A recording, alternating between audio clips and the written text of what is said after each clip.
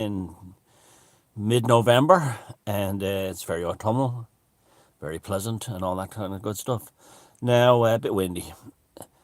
Now, this subject is an interesting one because it's far deeper than people think it is. They think it's a bit of a joke or something, or they think it's political correctness. Well, there's actually, look, before I start, I'm not going to tolerate any kind of nasty racism in the comments. Okay, any kind of viciousness like that.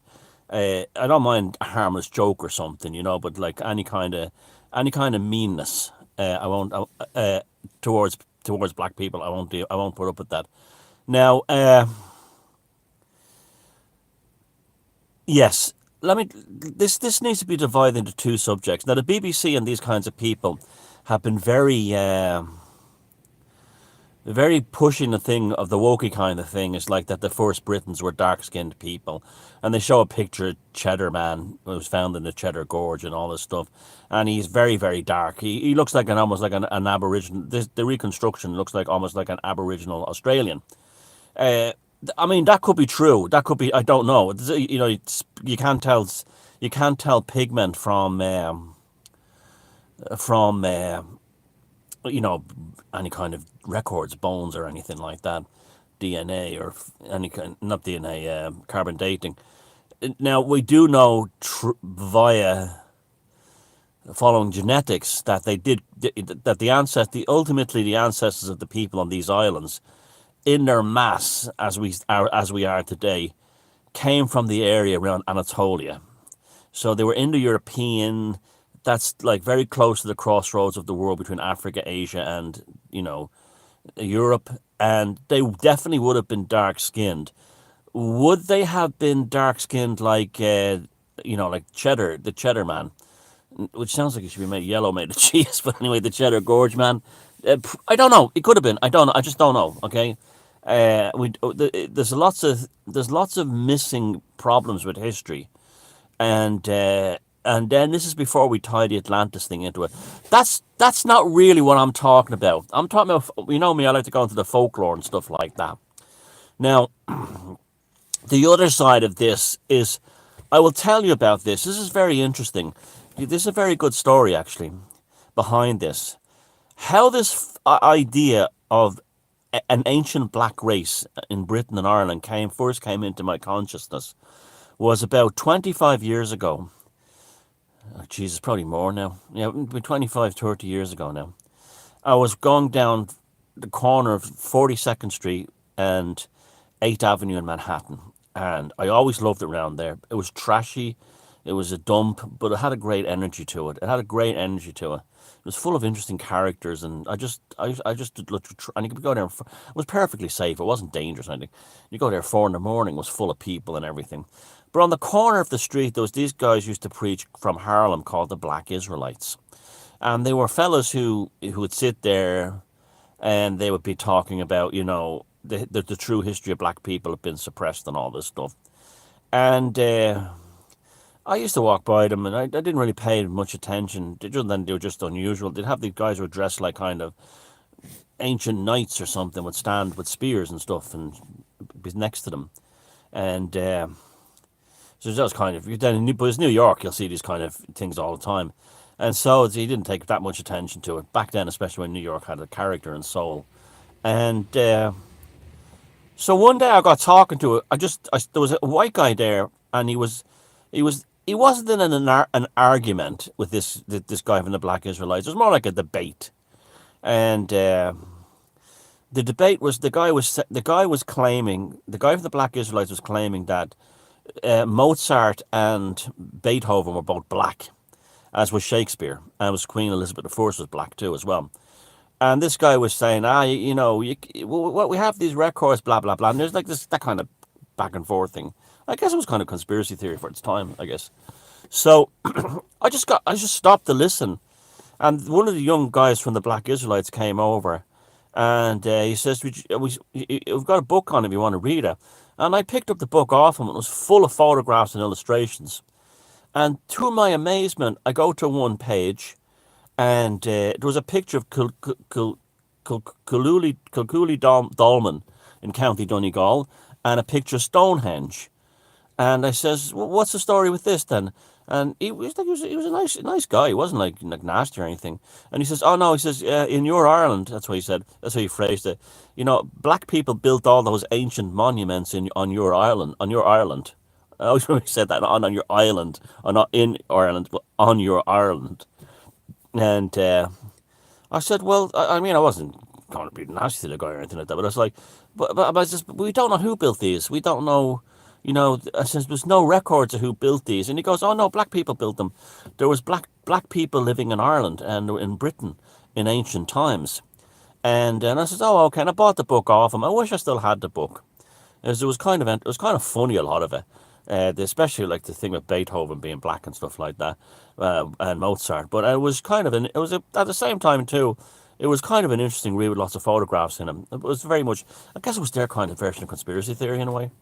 And so I don't have it anymore. And I bought the book for like $5 or whatever, and walked away and read it, and then never thought about this stuff ever again, ever, until in recent months videos started appearing on the internet, mostly by Americans, mostly by black ladies in America, and they were saying that the leprechauns were actually black people who lived in Ireland. And the theory is that they're called the little people because they literally were little people, and they brought magic and other kinds of things like this to Ireland. And that's it. So, and they were ancient people, and the Irish people went to them for magic and healing, and that's why they called them the little people or the little folk, because they were literally African pygmies. So that was that's exploded on the internet about a year ago. I was on a few places, and I was like, oh, there wasn't really any evidence for it. Now, at the same time, I was heavily researching the Atlantis stuff. We know Atlantis was a huge island in the Atlantic, and part of it would have touched, being not too far from northern Africa, and so it's highly plausible that via the Atlantean Empire now gone, that black people could have made their way to this part of the world. You just throw this idea out there, and then it took off, and then like you had people on one side ridiculing it, but and then other people, saying, "Oh, it's true, it's the little people." Now, I probably wouldn't have paid it much attention until I saw the folklore aspects being brought into it regarding the leprechauns, because that brings up something very interesting indeed. Now, within English fairy folklore, there's a fairy called the brownie. Now, in the modern contemporary kind of fairy popular folklore, the brownie is portrayed as a little guy who lives in the end of gardens and stuff like this. He's kind of like a little goblin or a little pixie. But there's another folkloric aspect of the brownie, which is a very, very different story. And the folkloric aspect of the brownie is that they were small humans that had black and brown skin. They were not fairies, but they had great magical powers. They were magical people, and they were dark skinned, and they were shorter than humans. They weren't like that height, like 12 inches tall. They were like 4.5 feet, 5 feet. So they were just about a foot shorter than, say, the native Britons, the native British and Irish, native Celtic people, native, Germanic, Anglo-Celtic, Anglo-Saxon, Germanic, Norse, Celtic, Gaelic people that inhabit these islands, right? So they were shorter, and they're not. That was specifically said they were not fairies. They were little people, and they were little people. Not see. So it's that. So, and the thing with the brownies was that they lived in the wild places. They lived in the moorlands. They lived in the mountains. They lived in the inaccessible places that were not good for agriculture, and they had an antique there was a lot of conflict between them and the native Britons and Irish, the native Celtic peoples of these lands, They would have been all Celtic at that time on both Britain and Ireland. And when the Romans came, they retreated to the mountains of Wales and some across the sea to Ireland. Now, when they basically hid for a couple of 100 years, a very secluded and away from the Roman civilization. And when the Romans retreated, they felt safe enough to then to come back into Britain and come down from the mountains and like live in the bogs and things like that, right? So they the story of the brownies is that they were great magicians. They had great magical power, and although although the native people were afraid of them and didn't like to get on their bad side, occasionally the brownies would help them if there was an outbreak of some disease among cattle or something. They could help them cure their livestock. So this is the thing that's given both to the leprechauns and to the brownies, is that they're both the little people, right? The little people, the little people had, and this is universal around these islands, the little people had phenomenal magical power. It was said that they could glamour and bewitch anyone they wanted. And you be told they were shadow eaters and shadow stealers. I'll tell you what about that in a minute. But